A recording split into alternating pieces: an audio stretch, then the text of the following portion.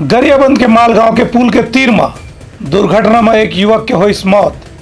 परिवार वाले मन करत हवे चक्का जाम। गरियाबंद में बीती रात सड़क दुर्घटना में एक युवक के मौत के बाद ओकर परिजन मन राष्ट्रीय राजमार्ग में चक्का जाम कर दे रही। कल रात पुलिस प्रशासन के समझाइश के बाद चक्का जाम ला समाप्त करेगी। एक बाद आज बिहनिया फिर मृतक के परिजन मन दोबारा चक्का जाम करके मुआवजा की मांग करे लगी। एसडीएम गरियाबंद भूपेन्द्र साहू और गरियाबंद के एसडीओ पुलिस पुष्पेंद्र नायक बताइन कि मृतक के जौन दुर्घटना हुई है ओकर जानकारी लिए जाते और आरोपी के खिलाफ भी प्रकरण दर्ज करके जाँच शुरू कर देगी है। कल रात्रि में एक हादसा हो गया जिसमें बाइक सवार जो है मालगांव के एक व्यक्ति से दुर्घटना हो गई, तो उसमें उनकी मृत्यु हो गई थी।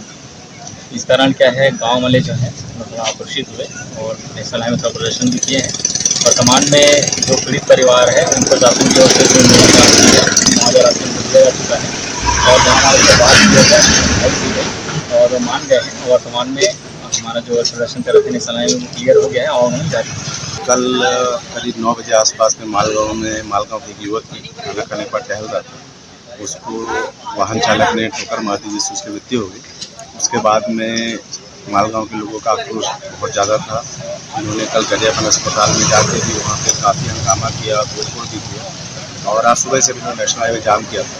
हमारे प्रयास है प्रशासन की मदद से वो मान गए हैं और अभी नेशनल हाईवे पूरा क्लियर है और स्थिति नियंत्रण में है और हम पूरा अभी नज़र रखे हुए हैं और जो भी लोग थे इस उपद्रव में उस पर भी हम लोग वैधानिक कार्रवाई करेंगे। Bureau report Uttarakhand news.